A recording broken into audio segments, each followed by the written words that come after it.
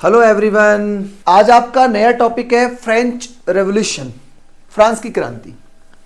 French revolution, देखो कोई भी जब रिवॉल्ट होता है तो उसके पीछे का रीजन मैंने आपको बताया, कुछ ना कुछ वजह होती है जिनकी वजह से रिवॉल्ट होता है। अमेरिका में आपने देखा कि अनफेयर टैक्स एक मेजर पॉइंट था जिसकी वजह से रिवॉल्ट हुआ। यहां पर फ्रांस के अंदर क्या है कि फ्रेंच रेवोल्यूशन करने के पीछे भी टैक्सेज ही रेस्पॉन्सिबल होंगे, बट मेन प्रॉब्लम यहां पे क्या है कि अमेरिका रिवॉल्ट में फ्रांस ने साथ दिया। इसकी वजह से फ्रांस पे काफी कर्जा बढ़ गया था और कर्जे को कम करने के लिए, उस कर्जे को दूर करने के लिए जब फ्रांस का राजा पब्लिक पर, जनता पर जब टैक्स लगाएगा तो उसकी वजह से रिवॉल्ट भड़केगा और यह है फ्रांस की क्रांति। तो स्टार्ट करते हैं फ्रेंच रेवोल्यूशन को। शुरुआत हमारी यहीं से होगी। फर्स्ट पॉइंट देखिए, ऑन द मॉर्निंग ऑफ 14 जुलाई 1789, समय था 14 जुलाई 1789 का।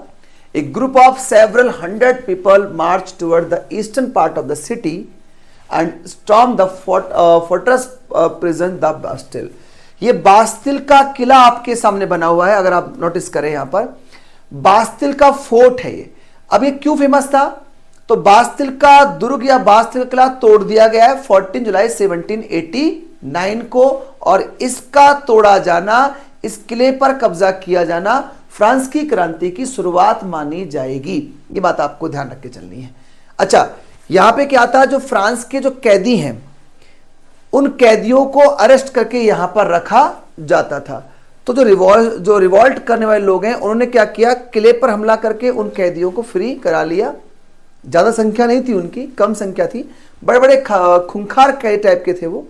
तो ये बास्तिल का जो फोर्ट है ये डिक्टेटरशिप माना जा रहा है फ्रांस के राजा का, इस वजह से बास्तिल फोर्ट तोड़कर क्रांति शुरू कर दी गई है।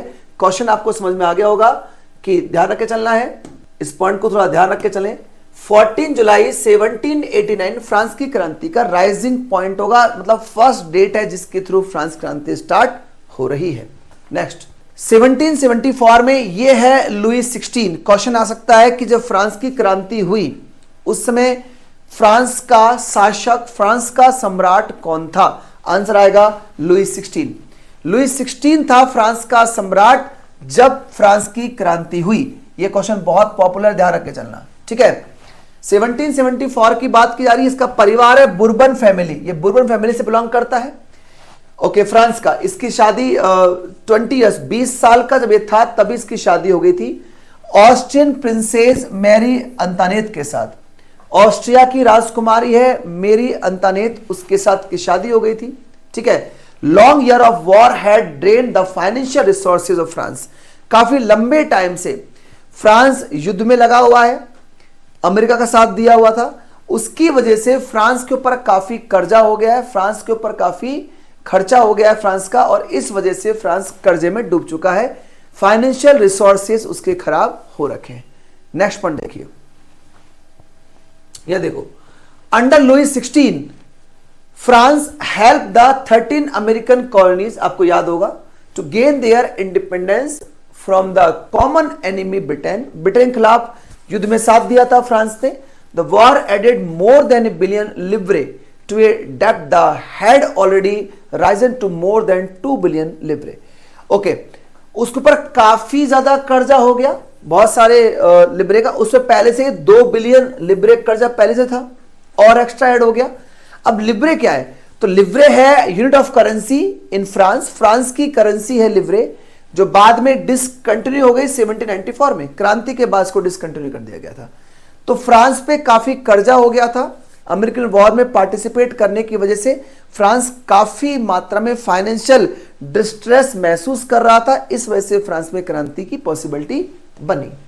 या देखिए, फ्रांस का जो समाज है, फ्रेंच सोसाइटी जो है इन द 18th सेंचुरी में उसको 3 भागों में बांटा गया है। यह सवाल आपके एग्जाम में एनडीए में पूछा गया है। And only member of the third state paid taxes. जो तीसरा ग्रुप आप देख रहे हैं ये वाला, यही केवल फ्रांस में टैक्स पे करता है। अब देखो, पहला ग्रुप है, फर्स्ट स्टेट जो है वो है क्लर्जी, पादरी हैं ये लोग, चर्च में बैठते हैं और इनको नंबर 1 ग्रुप में रखा गया है। सेकंड है नोबेल्टी, अमीर लोग हैं, तो सेकंड स्टेट में आपके अमीर हैं। ये दोनों समाज में सबसे ऊपर हैं लेकिन टैक्स पे नहीं करते, और हाई सोसाइटी, हाई पावर इनके हाथ में। तीसरा ग्रुप, थर्ड स्टेट, इसमें 3 भागों में बांटा गया है मैंने इसको। नंबर 1 इसमें आएगा big businessman, merchants, court officials और लॉयर्स, ये तो काफी ठीक ठाक कंडीशंस में है। इसके अलावा पीजेंट्स और आर्टिशंस, कारीगर भी हैं इसमें और किसान भी हैं। स्मॉल पीजेंट्स हैं, लैंडलेस लेबर हैं और सर्वेंट्स हैं। तो तीसरा जो ग्रुप आप देख रहे हैं फ्रांस का, ये सबसे बड़ी पॉपुलेशन को रिप्रेजेंट भी करता है, और यह भी ध्यान देना है कि तीसरा जो ग्रुप है वो सबसे ज्यादा टैक्स भी पे वही कर रहा है। पूरे फ्रांस के अंदर टैक्स चुकाने की रेस्पॉन्सिबिलिटी इसी ग्रुप के पास है।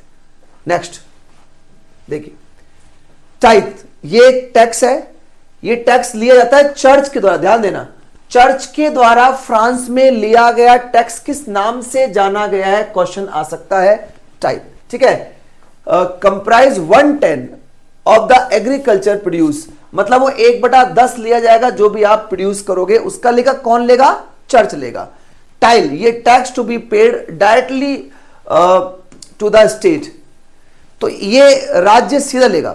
मतलब 2 प्रकार के टैक्स बड़े पॉपुलर हैं, एक चर्च लेगा जो है टाइथ, और टाइल जो होता है या टाइल जो होता है ये लेगा आपका राज्य सीधा।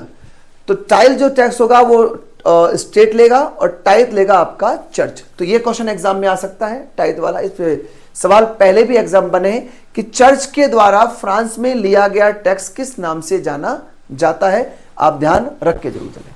ठीक है, चलिए अगला पॉइंट देखते हैं। The outbreak of the revolution, क्रांति की शुरुआत कैसे होती है फ्रांस के अंदर।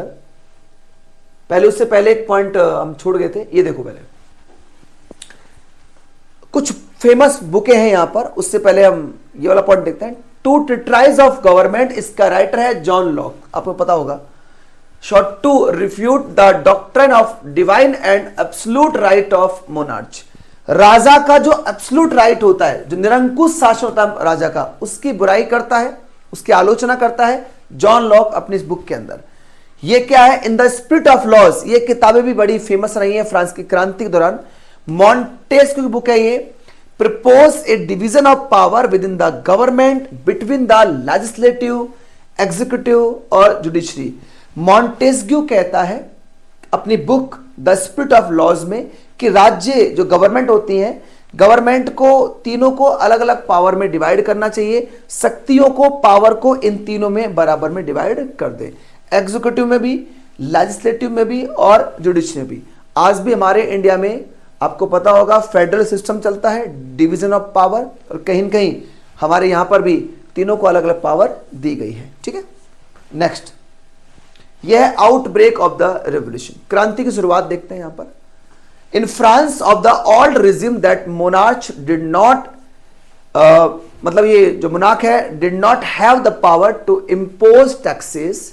जो राजा है, जो मोनार्क है आपका राजा जो है, वो impose taxes according to the will alone. देखो फ्रांस में क्या हो रहा है कि जो राजा होता है उसको टैक्स लगाने का खुद से कोई अधिकार नहीं होता है, सेल्फ वो टैक्स नहीं लगा सकता। Then he had to call a meeting of the estate general which would then pass his proposal for new taxes। अच्छा ध्यान देना, राजा टैक्स लगाना चाहता है फ्रांस में, क्योंकि फ्रांस में काफी कर्जा हो चुका है, बट समस्या यह है कि राजा सेल्फ टैक्स नहीं लगा सकता, उसे सेल्फ टैक्स लगाने की परमिशन है ही नहीं। वो क्या करेगा, वो एक मीटिंग बुलाएगा, किसकी, एस्टेट जनरल की। अभी आप देखा 3 स्टेट्स यहां बनी हुई थी, तो उन्हें एस्टेट जनरल की मीटिंग बुलानी पड़ेगी, तब वो टैक्स लगा सकता है। ओके, अब मीटिंग बुलाने के लिए क्या करना है, देखिए estate general was a political body है टू विच द 3 एस्टेट, जो बताया मैंने अभी आपको, देयर रिप्रेजेंटेटिव्स में बैठे हुए हैं। The last time it was done was in 1614। अब देखिए समय चल रहा है 1789, फ्रांस की क्रांति इस समय होती है, फ्रांस की क्रांति का टाइम ये है 1789, और इसकी मीटिंग 1614 मतलब 1614 में बुलाई गई थी। तो अब लगा लीजिए कितना टाइम हो गया, लगभग 175 ईयर से इसकी कोई मीटिंग नहीं बुलाई गई है। ठीक है, ये ध्यान देना, 175 ईयर से इसकी कोई मीटिंग नहीं बुलाई गई है, क्योंकि फ्रांस का राजा चाहता ही नहीं मीटिंग बुलाना। पर मजबूरी हो चुकी है क्योंकि अब फ्रांस पे बहुत ज्यादा टैक्सेस बढ़ चुके हैं, कर बढ़ चुके हैं, तो उसको मजबूरी मीटिंग बुलानी पड़ेगी। आपको ध्यान देना है कि एस्टेट जनरल की मीटिंग 1789 की फ्रेंच रेवोल्यूशन में उससे पहले कब बुलाई गई थी, तो आप करोगे 1614, 175 साल पहले बुलाई गई थी, यह ध्यान रखना है। ओके, 5 मई 1789 का समय, 5 मई 1789 लुई 16 ने क्या किया है, कॉल किया है together an assembly of the state general to pass proposal for new taxes. Meeting बुलाने के लिए एस्टेट जनरल को बोल दिया गया और मीटिंग आ चुकी है 5 मई 1789 और प्रपोजल रखा गया है कि एस्टेट जनरल नए टैक्स लगाने के लिए सहमति दे दे। यह मीटिंग बुलाई जा रही है वर्साय पैलेस के अंदर, ठीक है, वर्साय का महल है फ्रांस के अंदर, वहां यह मीटिंग बुलाई जा रही है, ठीक है। Was prepared to host the delegate, peasant, artisans, women were denied enter the assembly. इनको मौका नहीं दिया गया है असेंबली में पार्टिसिपेट करने का। एनडीए का सवाल भी है ये, ठीक है, कि किन किन को मौका नहीं दिया गया था असेंबली में जाने का। पीजेंट नहीं सकते, किसान लोग नहीं जा पाएंगे, आर्टिशन कारीगर नहीं जा पाएंगे, महिलाएं, वुमेन्स को भी पार्टिसिपेट नहीं कराया गया है उस मीटिंग में अंदर जाने के लिए। तो यह भी ध्यान देना है कौन कौन लोग पार्टिसिपेट नहीं करते 3 स्टेट्स की मीटिंग में, ठीक है। बुलाई कब गई थी, 5 मई 1789। ये क्वेश्चन एग्जाम में आ सकता है। अब देखो, voting in the estate general in the past had been conducted according to the principle that each state had 1 vote. Okay, नियम यह था, जो मीटिंग का जो रूल था कि हर एक स्टेट को 1 वोट डालने का अधिकार हो, हर एक स्टेट से, मतलब 1 वोट आपका फर्स्ट स्टेट डालेगा, 1 वोट आपका सेकंड डालेगा, 1 वोट आपका थर्ड डालेगा। अब इसका मतलब तो यह है कि पहला और दूसरा अगर एक साथ है, वो तो है भी एक साथ ही, अगर वो एक साथ है और एक साथ वोटिंग कर लेते हैं तो थर्ड स्टेट वोट डाले या ना डाले कोई मतलब नहीं निकलने वाला, ठीक है। तो ये एक सबसे बड़ी प्रॉब्लम है इस मीटिंग के अंदर, मतलब राजा और फर्स्ट और सेकंड जो स्टेट्स हैं वो सब मिले हुए हैं। जो थर्ड स्टेट जो सबसे बड़ी पॉपुलेशन को बिलोंग कर रहा है, मतलब मान के चले कि 80%, 80% फ्रांस की पॉपुलेशन जो है वो थर्ड स्टेट से है, तो मतलब उसको तो 1 वोट डालने का अधिकार दिया गया, तो उसकी बात मानी जाएगी ही नहीं, क्योंकि आप पहले ही डिसाइड कर चुके हैं कि हम सब एक हैं और हम अपने हिसाब से रूल बना लेंगे, ठीक है। तो विरोध इस चीज का भी होने वाला है। देखिए, but member of the third state demanded that voting now be conducted by the assembly as whole where each member would have 1 vote. ये ध्यान देना, थर्ड स्टेट डिमांड कर रहा है इस बार कि मैं ये कहना चाहता हूं कि जितने भी लोग यहां पर आए, फर्स्ट स्टेट से जो भी आए, सेकंड जो भी आए, थर्ड से जो भी आए, सबको सिंगल वोट डालने के राइट्स मिले, सबको सिंगल वोटिंग के राइट्स मिले। अब रूल ये था कि मान लो मैंने कहा कि 200 मेंबर आए फर्स्ट से, 200 आए सेकंड से, और कम से कम इनसे बड़ा थर्ड है, तो ये कम से कम 600 लोग आएंगे थर्ड से। तो भैया अगर सबको सिंगल वोट डालने का राइट्स मिलेगा तो कौन जीतेगा, थर्ड स्टेट, क्योंकि उसकी पॉपुलेशन सबसे ज्यादा है पूरे फ्रांस के अंदर, तो उसके मेंबर भी ज्यादा आएंगे। इसलिए अगर सिंगल वोट डालने का राइट्स मिलेगा तो कौन जीतने वाला है, थर्ड स्टेट, ठीक है। राजा क्या ये बात एक्सेप्ट करेगा, बिल्कुल नहीं करेगा। Okay, when the king rejected this proposal, king ने कहा नहीं ये नहीं होगा, जो रूल चल रहा है वही होगा, आप अपना नियम ना लगाएं, हम आपकी बात नहीं मानते, ठीक है। Member of the third state walk out of the assembly in protest, और वो बाहर निकल गए। थर्ड स्टेट ने क्या किया, राजा का विरोध किया और वो वर्साय के महल को छोड़ के बाहर आ गए कि नहीं जी, अगर आप नहीं मानते तो हम आपकी बात पे एक्सेप्ट नहीं होते। ऑन 20 जून 1789, ये सवाल एग्जाम में पूछा जाता है, ये ध्यान रख के चलना। 20 जून 1789 को क्या हुआ, assembled in the hall of an indoor tennis court in the ground of Versailles, ठीक है। वर्साय के पैलेस में, वर्साय के महल में एक टेनिस कोर्ट था, जहां पे राजा या उसका परिवार के लोग टेनिस खेलते होंगे, वो टेनिस कोर्ट था, वहां जाके थर्ड स्टेट इकट्ठा हुआ 20 जून 1789, और वहां उन्होंने एक शपथ ली, एक ओथ ली, जिसको क्या बोलते हैं, टेनिस कोर्ट की शपथ, the oath of tennis court. Question बहुत पॉपुलर है कि टेनिस कोर्ट की शपथ कब हुई थी, 20 जून 1789, और ये थर्ड स्टेट ली थी, और ये बिलोंग करती है फ्रांस की क्रांति से, द फ्रेंच रेवोल्यूशन, ठीक है। डिक्लेयर देमसेल्फ नेशनल असेंबली, उन्होंने अपने आप को क्या घोषित कर दिया, नेशनल असेंबली घोषित कर दिया थर्ड स्टेट ने, and swore not to disperse till they had drafted a constitution for France, और उन्हें कहा कि हम अब फ्रांस का क्या बनाएंगे, नया संविधान बिल्ड करेंगे। ठीक है, क्वेश्चन आ सकता है कि नेशनल असेंबली कब घोषित किया था थर्ड स्टेट ने अपने आप को, टेनिस कोर्ट की ओथ के बाद।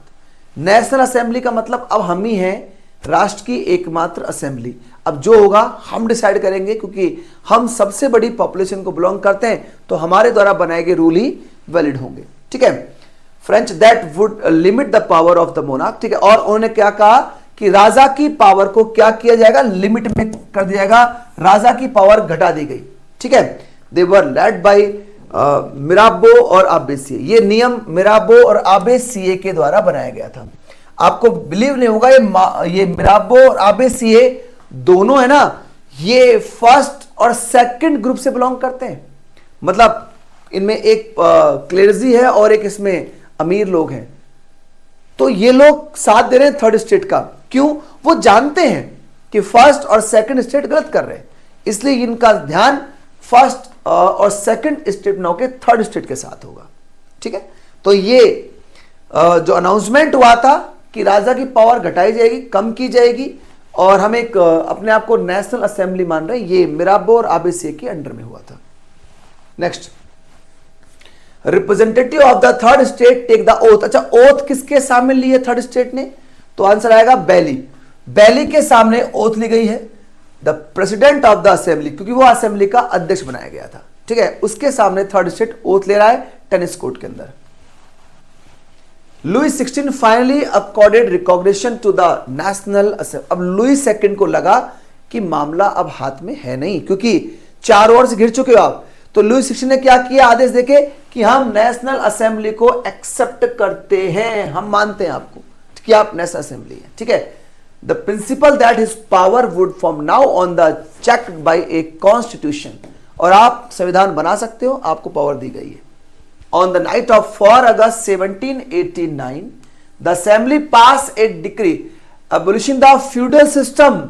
4 अगस्त 1789 को असेंबली ने एक आदेश पास कर दिया। क्या पास किया कि हम क्या कर रहे हैं, समाप्त कर रहे हैं फ्यूडल सिस्टम को, सामंतवादी जो राजा वाला सिस्टम है उसे क्लोज कर रहे हैं हम। ठीक है, और ऑब्लिगेशंस एंड टैक्सेस, जो टैक्सेस हैं उन्हें खत्म कर रहे हैं। Member of the clergy too were for to give up their privileges, और जो पादरी हैं और जो अमीर लोग हैं इन्हें अपने राइट्स छोड़ने के लिए बोला जा रहा है कि आप अपने राइट्स छोड़िए। राजतंत्र का समापन किया जा रहा है। ठीक है, क्योंकि सिस्टम अब उनके हाथ में आ गया ना, तो वो अपने हिसाब से डील कर रहे हैं। तो 4 अगस्त 1789 घटना में आपको ध्यान रखना है, फ्यूडल सिस्टम को क्लोज किया जाएगा फ्रांस के अंदर। ये देखिए, the national assembly completed the draft of the constitution in 1791। National assembly ने संविधान का ड्राफ्ट बनाया 1791 में। फ्रांस का कॉन्स्टिट्यूशन का ड्राफ्ट कब बना, सवाल ये आ सकता है, तो आंसर करेंगे 1791। Main object was to limit the power of the monarch, और राजा की ताकत लिमिट में कर दी गई। ठीक है, 1791 का जो संविधान बना था 1791 में फ्रांस का, vested the power to make laws in the national assembly which was indirectly elected. चूंकि नेशनल असेंबली के पास जो पावर थी, पहले इसका चुनाव तो इनडायरेक्टली हुआ था ना भाई, पब्लिक थोड़ा पार्टिसिपेट करी थी इसमें, तो उसका चुनाव तो इनडायरेक्टली किया गया था। ठीक है, नॉट ऑल सिटीजन, इसमें सभी लोग पार्टिसिपेट नहीं कर रहे थे, क्योंकि इनडायरेक्टली इलेक्ट है कौन, नेशनल असेंबली, क्योंकि जनता के थ्रू उसकी परमिशन अभी नहीं दी गई, सभी लोग उसमें नहीं है नेशनल असेंबली के अंदर। क्यों, क्योंकि अभी कुछ लोग जो हाउस में पहुंचे थे वर्साई के पैलेस में, वही तो लोग बना रहे नेशनल असेंबली को, तो सभी लोगों को इसमें स्थान नहीं दिया गया था। अब देखो, had the right to vote. अब क्वेश्चन आ सकता है कि नेशनल असेंबली में वोट करने का राइट्स किसे दिया जा रहा है। देखो, अभी आप इनडायरेक्ट हो, आपको डायरेक्ट करना है अपने आप को, मतलब आपको यह करना है कि पब्लिकली हमारा चुनाव हो, तब हमें लीगल स्टेटस मिल जाए, उसके लिए काम करना है। तो उसके लिए काम कैसे होगा, आप अपने आप को पब्लिक के सामने रखो, और कहो कि चलो अब जो भी नेशनल असेंबली के मेंबर होंगे वो इलेक्ट होके आएंगे, बट क्या वोटिंग राइट सबको मिलेंगे? नहीं। देखिए, असेंबली में वोट डालने की कंडीशंस तय हुई। Had the right to vote only men, ये देखो सिर्फ पुरुष डाल पाएंगे, ओनली मैन, केवल पुरुषों को ही वोट डालने का राइट है, ओनली मैन, ध्यान देना। अबाउट 25 ईयर्स, जो 25 साल से ऊपर की एज वाले हैं, वो pay taxes equal to at least 3 days of a labour wages. 3 दिन का जो लेबर वेजेस दे रहे हैं, जो चुका रहे हैं, मतलब मजदूरी का जो टैक्स दे पा रहे हैं अपने 3 दिन का, वो ही लोग वोट डालने का स्टेटस रखेंगे जो 3 दिन का टैक्स पे कर रहे हैं अपनी कमाई का, जो उन्होंने की है। ठीक है, the status of active citizen, that is they were entered to vote, वही वोट डाल सकते हैं और किसी को वोट डालने का राइट्स नहीं दिया गया। कंडीशन अप्लाई कर दी है वोट डालने के लिए। आगे देखिए, the constitution begin with A declaration of the rights of man और सिटीजन। ये एक डिक्लेरेशन पास हुआ, एक अध्यादेश या प्रस्ताव पास हुआ। यह आपके एनडीए का सवाल है, ध्यान रख के चलना। आया हुआ rights of man and citizen क्या है? तो ये फ्रांस की क्रांति में पास किया गया एक डिक्लेरेशन है। ठीक है, French abolish monarchy and become a Republic. अब देखिए, राजतंत्र फ्रांस में समाप्त हो रहा है और रिपब्लिक मतलब गणतंत्र स्टार्ट होगा। रिपब्लिक का मतलब जानते हो ना? रिपब्लिक कंट्री वो कंट्री होती है जहां का फर्स्ट सिटीजन जो होता है वो इलेक्ट होता है, चाहे वो डायरेक्ट हो चाहे इनडायरेक्ट हो। ठीक है, तो India as a republic country, but England republic country नहीं है, क्योंकि वहां का जो राजा होता है वो पीढ़ी दर पीढ़ी ही आता है, वहां पे वो इलेक्ट नहीं किया जाता। जो वहां का सुप्रीम हेड है वो वहां का प्रिंस है, मतलब महारानी, जो इलेक्ट नहीं होती है, पीढ़ी दर पीढ़ी आती है। ठीक है, the national assembly voted in April 1792 to declare war against Persia और ऑस्ट्रेलिया। देखिए, नेशनल असेंबली को सूचना मिली कि फ्रांस के राजा को सपोर्ट कर रहे हैं पर्शिया और ऑस्ट्रिया, क्योंकि आपको याद होगा फ्रांस के राजा की जो पत्नी है वो कहां की प्रिंसेस है? ऑस्ट्रिया की, और उसका साथ दे रहा है पर्शिया। पर्शिया इनकी प्रसा बोलते हैं इसको, ये जर्मनी का क्षेत्र है, तो ये साथ दे रहे हैं फ्रांस के राजा का। They saw this as a war of the people against king and aristocracies all over Europe. जो भी धनवान लोग हैं, जो राजा हैं, इन सबको सपोर्ट कर रहे हैं ये लोग, ये ध्यान देने वाली बात है। ठीक है, ओके, एक पैट्रियोटिक सॉन्ग गाया गया, एक देशभक्ति गीत गाया गया, मार्सेलास। ठीक है, तो मार्सेले जो सॉन्ग है वो फ्रांस में एक देशभक्ति गीत का रूप लेता है और ये गाया गया था रोजे डे लाइस के द्वारा। ठीक है, लाइस के द्वारा। इट वॉज संग फॉर द फर्स्ट टाइम। ये कब गाया गया था? जब वॉलंटियर जो थे मार्सेले से मार्च करके पेरिस पहुंचे थे, तब ये गीत गाया गया था। ये ध्यान रखना, ये फ्रांस का क्या है बच्चा? National anthem. ये मार्सेले जो है फ्रांस का नेशनल एंथम है। ये गाया गया था मार्सेले से पेरिस जाते समय, और इसका जो कह सकते हैं जिसके थ्रू ये गाया गया था, कंपोजर जो है वो ये है, रोजे डे लाइस। ठीक है, जिसने इसको कंपोज किया है। As the Constitution of 1791 gave political rights on to the richest sections of society, 1791 में जो सोसाइटी के सिर्फ धनवान लोगों को राइट्स दिए गए थे वोटिंग के, political clubs become an important rallying point for peoples who wish to discuss government policies and plan. देखो वहां पे क्या है, फ्रांस के अंदर पॉलिटिकल क्लब बने हुए हैं। तो 1791 में क्या, जिन लोगों को वोटिंग के राइट्स मिले थे इन पे चर्चा हो रही थी, पॉलिटिकल क्लब्स बने हुए थे। इन पॉलिटिकल क्लब में फ्रांस में किसको राइट्स दिया गया है, किसको राइट्स नहीं दिया गया है, इसके ऊपर चर्चा हो रही है। इन पॉलिटिकल क्लब में सबसे फेमस है जैकोबिन। ये बहुत फेमस क्वेश्चन है, एग्जाम में आया हुआ है इंडिया में। जैकोबिन क्लब काफी पॉपुलर था। ठीक है, जिसका नाम एक फॉर्मर कॉन्वेंट के नाम पर रखा गया था, सेंट जैकोब के नाम पर रखा गया था इस क्लब का नाम। एक और चीज, जैकोबिन जो क्लब है वो बिलोंग किन किन लोग करता है? तो belong mainly to the less prosperous sections of society. ये अभी आपका एनडी का सवाल है, ध्यान रखना। जैकोबिन क्लब में कौन कौन लोग मिले हुए थे? तो ये मिले हुए थे, दे इंक्लूडेड स्मॉल शॉपकीपर्स थे, आर्टिशियंस थे, शू मेकर्स थे, पेस्ट्री मेकर्स थे, कुक्स थे, वॉच मेकर्स थे। मतलब जो समाज का सबसे लोअर तबका होगा, सबसे लोअर काम करने वाले लोग हैं, वो जैकोबिन ग्रुप के मेंबर हैं। As a part of Jacobin, ठीक है। और इनका लीडर कौन है? मैक्सिमिलियन रॉबेस्पियर, ये नेता है जैकोबिन ग्रुप का। ये ध्यान रखना, जैकोबिन ग्रुप समाज में उन लोगों को सपोर्ट करता है जो लोअर सेक्शन है, और काफी ज्यादा क्रिटिसाइज ग्रुप है जो फ्रांस की क्रांति में काफी बड़ा रोल प्ले करेगा, ये ध्यान रख के चलना है, ठीक है। और इसका नेता है रॉबेस्पियर। आगे देखिए, the Jacobins came to be known as the sans culottes, इन्हें सांस्कुलात के नाम से जाना जाता है जैकोबिन को। क्यों? क्योंकि ये क्या करते हैं? विदाउट नी ब्रिचेस पहनते हैं, मतलब एक ऐसे कपड़े पहनते हैं इसमें घुटने नजर नहीं आते। आपने देखा होगा, ब्रिटिश देखा होगा, काफी ज्यादा स्टिक कपड़े पहनते हैं, टाइट वाले कपड़े जिनमें घुटने आपके बाहर दिखेंगे आपको, ठीक है। बट ये ऐसे कपड़े पहनते हैं ढीले ढीले, उनमें घुटने नजर नहीं आते, ठीक है। सांस्कुलात में the additional the red cap that symbolise liberty, और ये रेड कैप भी धारण करते हैं जो कि क्रांति का या स्वतंत्रता का प्रतीक माना जाता है। तो जैकोबिन ग्रुप को हम क्या कह सकते हैं? सांस्कुलात भी कहते हैं। यह सवाल भी आपके एनडीए में आया हुआ है, जैकोबिन ग्रुप को किस नाम से जाना जाता है, ठीक है।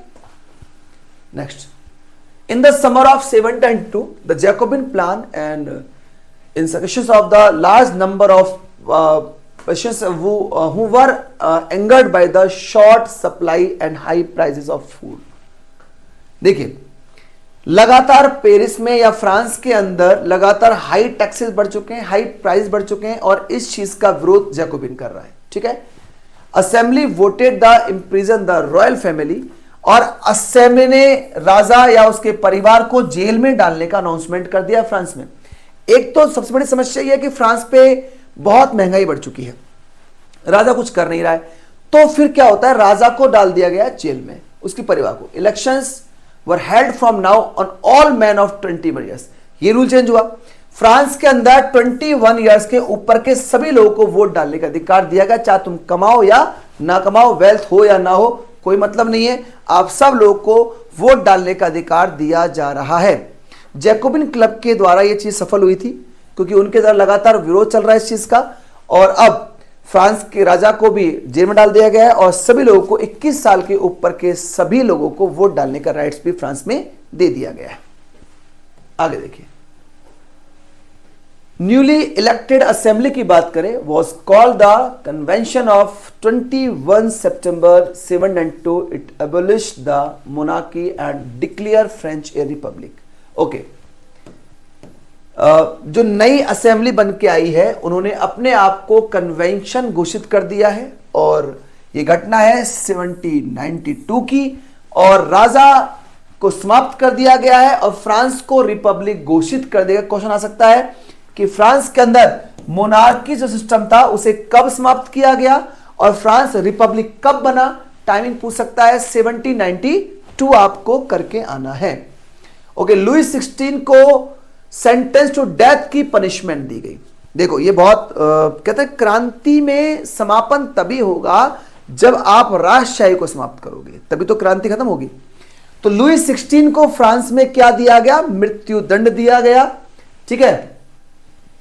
और 21 जून 1793 को, और कुछ समय बाद उनकी जो पत्नी है क्वीन मेरी एंटोनेट, उनको भी फांसी दी गई, ठीक है। तो इसी के साथ जब फ्रांस का राजा और रानी को फांसी दी गई, और ये घटना है 793 की, ध्यान देना, तब फ्रांस की क्रांति यहां पे क्या हो जाती है? पूर्ण हो जाती है, क्योंकि जिस मकसद को लेकर क्रांति की गई थी, राजा को हटाना है, वो मकसद अब पूरा हो चुका था। Next, the reign of terror, इसे कहते हैं आतंक का शासन या आतंक का राज बोलते हैं इसको, ठीक है। अब कौन से समय को द रीन ऑफ टेरर कहा जाता है? आपके एनडीए का सवाल भी है, ये चेक करना मिल जाएगा आपको। 793 से 1794 के टाइम को हम कहते हैं आतंक का शासन। ओके, क्या है ये चीज? ध्यान देना, रॉबेस्पियर जो भी आपने देखा था, जैकोबिन ग्रुप का नेता, आपको याद होगा। तो रॉबेस्पियर ने क्या किया? पॉलिसी बनाई, और वो पॉलिसी क्या है? कंट्रोल करने की पॉलिसी है वो, और दंड देना, पनिशमेंट करने की पॉलिसी है। क्या? All those whom to saw as beginning being enemies of the republic, ex nobles and clergy. उसने क्या किया? जो एक्स नोबल्स हैं और जो पादरी हैं, या member of other political parties, यहां तक कि अपने मेंबर भी, even member of his own party, जो भी लोग रॉबस्पियर का विरोध कर रहे हैं, चाहे अपनी पार्टी के लोग हो, चाहे दूसरी पार्टी के लोग हो, ठीक है, चाहे नोबल्स हो, उन सबको who did not agree with his method, जो उसके मेथड पे एग्री नहीं हो रहे हैं, क्या किया गया, उनको अरेस्ट किया गया और क्या कर दिया गया, ट्रिब्यूनल के सामने ले जाके उनको दंड दिया गया, पनिशमेंट दी गई। उन सब लोग, पनिशमेंट में क्या होगा, कौन सी पनिशमेंट दी जाएगी, देखो ये थी वो पनिशमेंट जो उन लोगों को दी गई जो रॉबस्पियर के बात से सहमत नहीं है। यहां देख रहे हैं आप, ये सर भाई किसी का सर काट के दिखा रहा है, ये एक मशीन है, आप समझिए। The court founded them guilty, they were guillotine, guillotine करना है भाई, गिलोटिन एक मशीन है बचाई, इसमें क्या होता है, एक ब्लेड लगी होती है ऊपर, और ब्लेड झट नीचे आएगी और व्यक्ति का सर कट जाएगा, ठीक है, ये पनिशमेंट। जो भी रॉबस्पियर की पॉलिसी से सहमत नहीं है उन सबको क्या किया जाएगा, गिलोटिन कर दिया जाएगा, ये बात ध्यान रख के चलना, ठीक है। ओके, ये एक डिवाइस है जो डॉक्टर गिलोटिन के नाम पर रखा गया है, ठीक है, टू पोल्स के बीच में एक ब्लेड लगी हुई है और वो सर काट देगी, ये ध्यान रखना, ये है गिलोटिन। ये इमेज आपको दिख रही होगी, ये गिलोटिन मशीन लगी हुई है। रॉबस्पियर गवर्नमेंट ने जो लॉज बनाए, मैक्सिमम सेलिंग ऑन वेजेस और प्राइजेस, तो एक निर्धारित रेट तो उन्होंने कर दी थी, जो महंगाई बढ़ गई थी, लेकिन रॉबस्पियर की पॉलिसी बहुत ही खतरनाक है। उसकी पॉलिसी से क्या हुआ, बहुत से लोग प्रॉब्लम में आ गए, ठीक है। फाइनली क्या होता है कि 1794 जुलाई 1794 में रॉबस्पियर को खुद को अरेस्ट कर लिया जाता है, क्योंकि लोग प्रॉब्लम में आ गए। आप इस तरह की पॉलिसीज बना रहे हैं कि लोग थक चुके हैं आप पॉलिसी से, ठीक है। तो 1794 में जुलाई में रॉबस्पियर खुद को गिरफ्तार कर लिया गया और उसे क्या कर दिया गया, गिलोटिन कर दिया गया। तो जिसने ये पॉलिसी बनाई, लास्ट में उसे ही उस पॉलिसी के थ्रू गिलोटिन किया गया, रॉबस्पियर को भी फ्री कर दिया जीवन से, ठीक है। आपको समझ में आ गया होगा। देखो भाई, सिंपल सी बात है, फ्रांस के कंडीशंस आपके सामने यहां पे रखी जा रही हैं और ये सवाल आपके एनडी एग्जाम में आया हुआ है, ध्यान रखना, ये लाइन फुल लाइन आपके स्टेटमेंट में पूछी जा चुकी थी, ठीक है। Next, A dietary rule of France. अब फ्रांस में डाइटरी रूल आ गया है, ये क्या है डाइटरी, देखिए जैकोबिन गवर्नमेंट का पतन हो चुका है क्योंकि रॉबस्पियर मर चुका है, और मिडिल क्लास ने क्या किया, पावर पे कब्जा कर लिया है। मिडिल क्लास हो गया है फ्रांस का ताकतवर point. A new constitution introduce किया गया फ्रांस में, और the vote to non propertied sections of society, और फिर से रूल बन गया भाई कि यहां पे फिर से वही नियम है कि जो रूल होंगे या जो वोटिंग होंगे वो समाज के कौन होंगे, मतलब डिनाइड किया गया था वोट टू नॉन प्रॉपर्टाइड सेक्शन, जो समाज में ज्यादा धनवान नहीं है उनको फिर से वोट डालने का अधिकार नहीं होंगे, ध्यान रखना है, ठीक है। It provided for 2 elected legislative council, 2 legislative council का डेवलपमेंट किया गया। This then appointed a directory and executive made up of 5 member, और एक 5 मेंबरों का ग्रुप मिलकर डायरेक्टरी का शासन स्थापित किया गया फ्रांस के अंदर। देखो, जैकोबिन ग्रुप के बाद फ्रांस में किसका शासन आया, डायरेक्टरी का। ये क्वेश्चंस एग्जाम में सीक्वेंस वाइज पूछेगा आपसे कि डायरेक्टरी का शासन कब आया, तो आप बोलोगे जैकोबिन ग्रुप के समापन के बाद आया डायरेक्टरी का शासन। 5 मेंबरों ग्रुप था, और यहां से फिर से समाज के अंदर जिन लोगों को वोटिंग राइट्स मिल रहे हैं वो वही है, हाई रिच सेक्शंस को ये राइट्स दिए जाएंगे। आगे देखिए, ये सीक्वेंस है जो आपको थोड़ा ध्यान रख के चलना है। देखो, फ्रांस में टाइमलाइन दी हुई है कि फ्रांस की घटनाओं में क्या क्या घटनाएं टाइमलाइन पे आपको दिखाई जाएं। जून 1789 में टेनिस कोर्ट की शपथ हुई, पहला पॉइंट आपको पता है, ओके।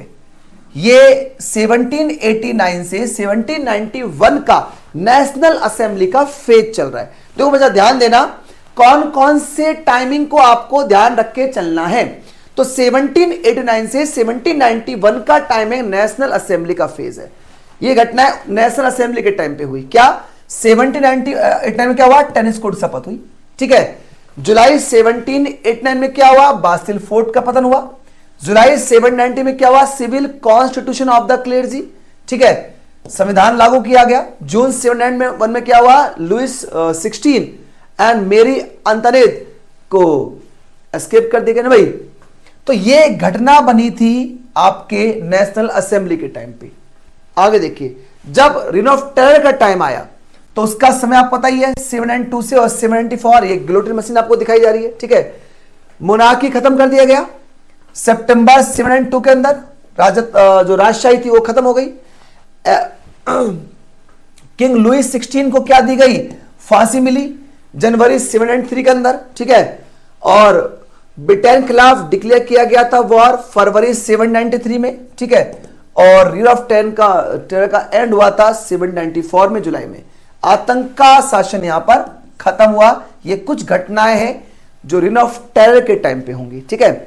अब ये है डायट्री फेज। 795 से 799 का समय है फ्रांस का डायट्री फेज का।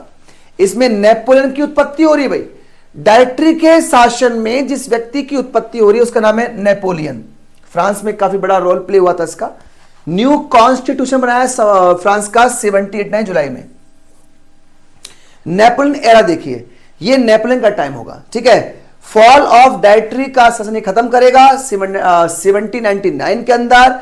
एंड नेपोलियन कोड बिल्ड करेगा 1804 के अंदर। नेपोलियन कोड बिल्ड हुआ जिसमें कानून बनाएगा नेपोलियन, ठीक है। नेपोलियन क्राउन बन जाएगा, अपने आप को शासक घोषित कर लेगा। कब, दिसंबर 1804 में नेपोलियन खुद को बादशाह बना लेगा, खुद को फ्रांस का शासक बना लेगा। ध्यान रखना, कब, नेपोलियन क्राउन हिमसेल्फ एम्पर। आगे देखिए, नेपोलियन डिफीट खाएगा रशिया से और लास्ट में मोनार्की रिस्टोर कर जाएगी 1815। मतलब नेपोलियन का यहां पे समापन होगा। नेपोलियन भी वाटरलू के वॉर में हारेगा और यहां से वो भी समाप्त हो जाएगा। ये एक टाइमलाइन है आपके पास, आपको बस याद क्या करना है। पहले क्या था, नेशनल असेंबली, फिर क्या आया, रेन ऑफ टेरर, टाइम ध्यान रखना, फिर आया डायट्री फेज और फिर कौन आया, नेपोलियन। तो फ्रांस के सिस्टम में इस क्रम को आपको ध्यान रख के चलना है। पहले नेशनल असेंबली, फिर आतंक का शासन, रेन ऑफ टेरर और फिर डायट्री रूल 1795 से 99 और फिर नेपोलियन, ठीक है। आगे देखिए, अब महिलाओं की बात करें तो महिलाओं को फ्रांस में कोई खास सम्मान नहीं दिया गया था। महिलाओं का उसमें वहां पे कोई स्टेटस नहीं था। लगभग 60 वुमेन क्लब्स एक्टिव थे फ्रांस में। The society of revolutionary and republican women, ये बड़ा फेमस वुमेन क्लब है फ्रांस के अंदर। आपके ये सब एनडीए के सवाल है बच्चा, ये सब कुछ एनडीए में पहले पूछ चुका है, आप सब कुछ सर्च कर सकते हो, मिलेंगे आपको। The society of revolutionary and republican women एक फ्रांस के अंदर एक वुमेन्स का क्लब है। वो the most famous of them था। One of their main demand was that women enjoy the same political right as man.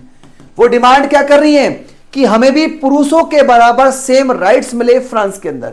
It was finally in 1946 that women in France won the right to vote.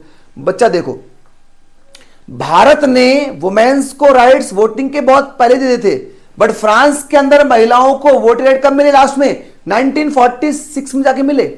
मतलब France के अंदर महिलाओं को vote डालने का अधिकार 1946 में मिला था जाके, ये ध्यान रखना है। ये बड़ा पॉपुलर क्वेश्चन है और ये कम से कम एनडीए में 3 से 4 बार क्वेश्चन आया हुआ है, बहुत पॉपुलर सवाल है। The life of a revolutionary women Olympe de Gouges, ठीक है। ओलंपियागोस की बात करेंगे 1748 से 1793 का इसका टाइमिंग है। Olympe de Gouges was one of the most important of the politically active women in revolutionary France. ये काफी इंपॉर्टेंट महिला है फ्रांस के अंदर, क्रांतिकारी महिला है। She protested against the constitution and the declaration of rights of men and citizen. इसने विरोध किया था पुरुषों को अधिकार दिए जाने के खिलाफ। Excluded women from basic rights that each human being was entitled to. सबको बराबर मौका मिले, हर एक महिलाएं पुरुषों के बराबर स्थान रखती हैं तो उनको भी बराबर का मौका दिया जाए। इन्होंने क्या किया, गुज ने एक डिक्लेरेशन पास किया 791 में, the right of women and citizen. ये बहुत इंपॉर्टेंट लाइन है, ध्यान रख के चलना। The right of women and citizen, उससे पहले क्या था, the right of men and citizen. अब यहां वुमेन आ रही है, ठीक है। She addressed to the queen and to member of the national assembly. ये घटना पहले की है, उस समय राजा और रानी जिंदा थे। तो इसने क्वीन के पास अपना मैसेज भेजा नेशनल असेंबली के पास, demanding that they act upon it. In 793 Olympe de Gouges criticise the Jacobin government. और अब क्या होता है, ये जैकोबिन गवर्नमेंट की बुराई करती है ओलंपियागोस, ठीक है। फॉर्सफुली क्लोजिंग डाउन वुमेन्स क्लब। तो क्या हुआ, जैकोबिन ग्रुप ने क्या कर रखा था, बहुत सारे वुमेन्स क्लब को बंद कर दिया था। इस वजह से जैकोबिन गवर्नमेंट की आलोचना करती है, ठीक है। She was tried by the national convention. इनको नेशनल कन्वेंशन के सामने पेश किया गया और वे चार्ज हर विद ट्रिजन, और इन पे राजद्रोह के आरोप लगाए गए थे।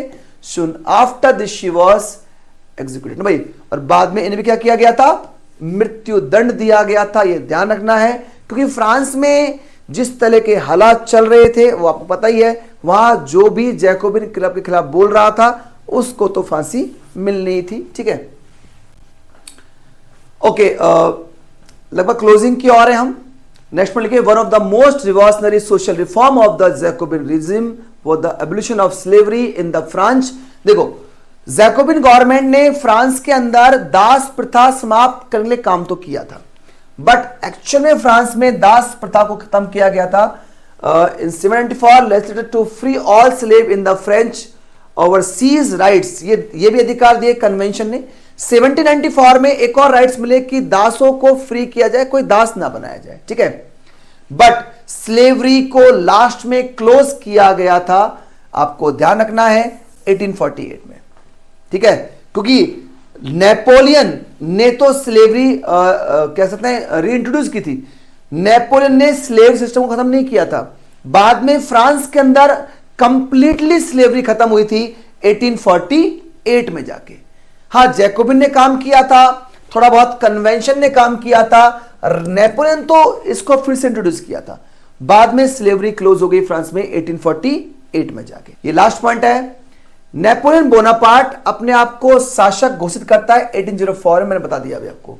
नेपोलियन का फ्रांस की क्रांति में तो कोई खास बड़ा रोल प्ले नहीं हुआ, बट इतना जरूर है कि नेपोलियन ने फ्रांस के अंदर काफी अपने आप को डेवलप किया और एक बहुत ज्यादा डिक्टेटरशिप की भूमिका अदा की, ठीक है।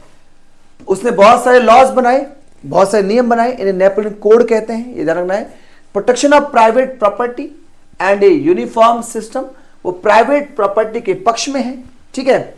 वेट और measure private by the decimal system, उसने डेसिमल सिस्टम को इंट्रोड्यूस किया है। He was final defeat at Waterloo, बाद में इंग्लैंड के हाथों वाटरलू के युद्ध में ये हारेगा 1815 के अंदर और ये मारा जाएगा।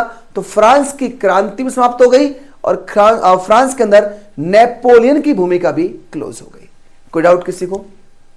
यहां तक का सेशन आपको बता दिया गया। जो जो मैंने पॉइंट आपके सामने हाईलाइट किए हैं उनको ध्यान से तैयार करना, उनको अच्छे से आप जरूर तैयार करें। जो जो क्वेश्चंस एग्जाम में आ सकते हैं, जैसे एक तो उनका टाइमलाइन आपको पता होना चाहिए। नेशनल असेंबली ने क्या क्या किया, रेन ऑफ टेरर क्या है, डाइटरी रूल क्या है, नेपोलियन एरा क्या है, इनके बारे में थोड़ा सा ध्यान रख के चलना। ओलंपियागोस बड़ा पॉपुलर नाम है, उसको ध्यान रख के चलना। उसका डिक्लेरेशन क्या है वो आपको पता होना चाहिए। यही सवाल एग्जाम में ज्यादातर पूछे जाते हैं। तो अच्छे से तैयारी करना और डिस्कस करना है तो मुझसे आप पूछ सकते हो, कोई भी डाउट हो तो आपको, ठीक है। गुड लक बच्चों, bye. Kindly subscribe D-Day YouTube channel and don't forget to press bell icon.